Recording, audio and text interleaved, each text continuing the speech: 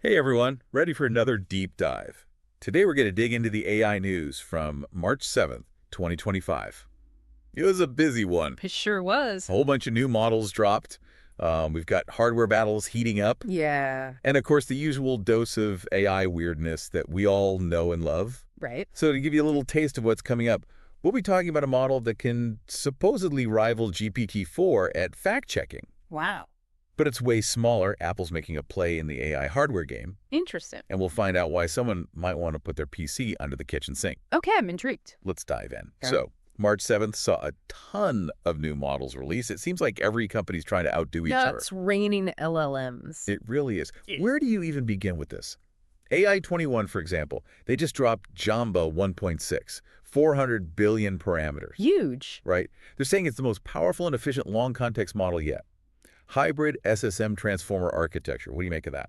Well, that hybrid architecture, it is fascinating. Combining state space models with the transformer architecture, they're aiming for better long-range dependencies in text, which could be huge for things like document summarization, maybe even code generation. Yeah, they're making some big claims, but I've seen some developers pushing back a bit, Yeah. especially about using it for things like retrieval augmented generation. I think those are valid concerns. Yeah. Size and complexity are impressive. Sure. But the real test is how well these models work in the real world, right? Exactly. Efficiency and accuracy, those are key, especially as we move towards more specialized applications. And speaking of specialization, we have Alibaba's new reasoning model, QWQ32B. This one is really interesting to me. Only 32 billion parameters. Yeah. But they're claiming it can compete with the big guys like DeepSeek R1 in performance. Yeah, I saw some folks online were a bit skeptical about those benchmarks. Yeah. But even if you take them with a grain of salt, it's still impressive, That level of reasoning in a smaller model. Do you think this points to maybe a shift away from bigger is always better in AI? Yeah, it's possible. We see this in other areas of tech where optimization and efficiency, they become priorities as things mature. Right. If a smaller model can deliver similar results with less computational overhead, Yeah. that's a huge win, especially for researchers and developers who don't have access to, massive computing resources. Absolutely. Makes you wonder if we'll see this explosion of specialized models. Yeah, Each one fine-tuned for a very specific task. it's exciting to think about. It is. But let's move from reasoning to something a little more visual for a minute. Mistral just released their new OCR model. It's called Mistral OCR. Yeah, this one's been getting a lot of buzz. It has. They're saying it's state-of-the-art accuracy, especially good at handling complex layouts in different fonts. From what I've seen, it looks like it lives up to the hype. People are talking about using it for all sorts of things. Digitizing historical documents, automating data entry from receipts, and invoices. Wow. It's pretty cool. And they've released it in two versions, right? That's right, O1 and O3 Mini. O1, which prioritizes accuracy, Mm-hmm. and then O3 Mini, which is all about speed. That's a smart move. Yeah. Gives developers the flexibility to choose what they need for their project. Yeah. But while we're talking about image stuff, we got to mention in Stella, Yes. their new model can apparently create photorealistic images Mm-hmm. from text prompts. Like they're so real, they're almost indistinguishable from photographs. I've seen some of the outputs. They are very impressive. The level of detail, the realism is incredible. Yeah, I can imagine this having big implications for advertising, Yeah. design, entertainment, all that. But also some concerns too, right? Of course. Of misuse. Yes. Creating deepfakes. Absolutely, yeah. With any powerful technology, there's always potential for abuse. We need to be developing safeguards and ethical guidelines alongside these advancements to make sure they're used responsibly. You said it. But before we go down that ethical rabbit hole, let's talk about Babel, which is making some noise in the world of multilingual translation. Yes, Babel. They're trying to solve a really big challenge in AI, Right. creating a model that can translate seamlessly between a ton of languages, Right. not just the most common ones. And their approach is interesting. They're not just training on parallel text, but also incorporating data from other sources, speech, images. It's a very ambitious project. It is. If they can pull it off, it could be a game changer for global communication. Absolutely. Imagine a world without language barriers. It's a beautiful thought. It is. But speaking of breaking barriers, let's talk about Hunyuan image to video. Oh, yes. This model is pushing the boundaries of video generation, Mm-hmm. creating realistic video clips from a single image. It's amazing. I saw a demo where they turned a still picture of a beach Yeah. into a video with waves lapping on the shore. It was so convincing. It's mind-blowing. It is. It really makes you think about the future of video creation. Do we even need traditional cameras and film equipment anymore? Right. It seems like the lines between reality and AI-generated content Yeah. are blurring more and more. It's exciting, but it's also a little unnerving. Yeah, I agree. So we've got all these new models, each one doing something incredible. It's a lot to take in. Are there any trends that really stand out to you from this wave of releases? Definitely. I think the focus on specialization and efficiency is really interesting. It seems like we're moving away from one-size-fits-all models and into a future where AI tools are designed for very specific tasks. Right. And those tools are becoming more accessible to a lot more people. That's a great point. Makes you wonder how this shift will impact the whole AI landscape in the coming years. Will we see more niche players challenging the big companies? I think it's possible. It's definitely something to keep an eye on. Absolutely.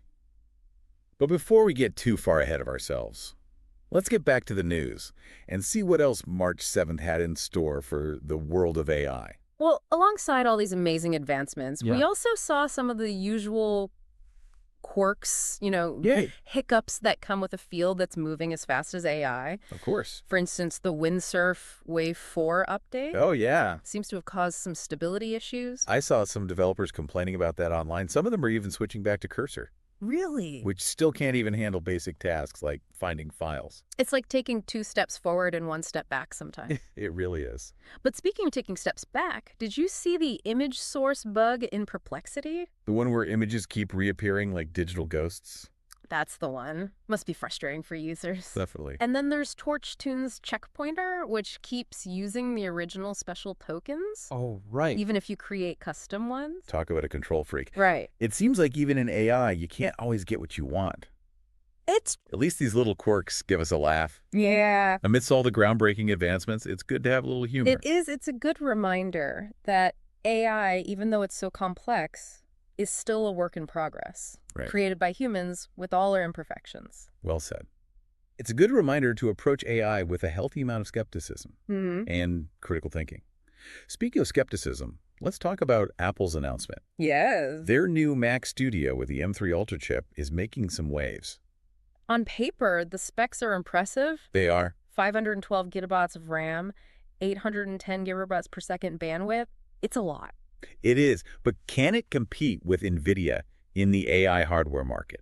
That's the question. Right. That's the big question. I've seen mixed reactions from the AI community. Yeah. Some developers are excited about the potential, especially all that RAM. Oh, yeah. Crucial for working with these big language models. But others are skeptical about Apple's track record with prompt processing speeds. Yeah, that's a valid concern. Their previous chips haven't exactly been known for speed when handling AI workloads. Right, and then there's the cost effectiveness. Yeah. Most researchers and developers use NVIDIA GPUs for their workstations. Makes sense.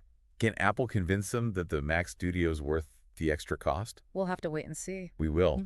But you know what's interesting? I saw someone online suggesting you could use 2 Mac Studios together Really? to run the DeepSeek R1 model locally. That's a big model. It is. Running that locally usually requires a server-grade setup, multiple GPUs. Yeah. I don't know if 2 Mac Studios could actually handle it. It's ambitious. But it shows that some developers really want to move away from the cloud, Yeah. have more control over their development environment. I understand that. It's appealing to have all that power at your fingertips, even if it means, putting your PC under the kitchen sink to keep it cool. Oh, right. I remember that story. It's pretty funny. It is. It shows the dedication and creativity of the AI community, pushing boundaries, finding new solutions. It's inspiring. It is. It reminds us that the future of AI isn't just being shaped by big companies. Yeah. It's being shaped by individuals, people with passion, Right. willingness to experiment.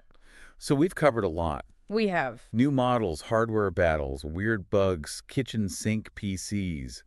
What are your biggest takeaways from all this? Well, I think the key thing is that AI is evolving so fast It really is. on so many different fronts. Mm-hmm. We're seeing breakthroughs in model architecture, in hardware, and in all the ways AI is being used. It's a lot. But we're also seeing the challenges, the complexities that come with this rapid progress. Right. It's an exciting time, It is. but it's also unpredictable. Definitely. It's a fascinating time to be following this field. Absolutely. It really highlights the importance of staying informed, staying engaged, being critical. Yes. We need to be aware of both the benefits and the risks. And we need to have a say in how AI's future develops. Absolutely. It feels like we're at a turning point. I think so too. The speed of innovation is incredible. It really is. And it's not just the technology itself, it's Right. how AI is becoming a part of everything. Yeah? The way we work, how we talk to each other, even how we make art. It's exciting, but kind of scary too, right? It is a bit, yeah. It's like we're exploring this new world. We don't know what we'll find, but we want to find out. That's a great way to put it, and it shows how important it is to stay informed, to be involved, to ask questions. Yeah, We need to understand both the good and the bad about AI, absolutely. and we need to help shape its future. So to everyone listening, keep exploring, keep learning, and keep asking the tough questions. That's right. The world of AI is always changing, It is. and it's up to all of us to figure out how to navigate it. With curiosity, responsibility, Yeah, and a sense of wonder. well said. Who knows what amazing things we'll see tomorrow? Every day brings something new. It does. Until next time, keep diving deep into the world of AI.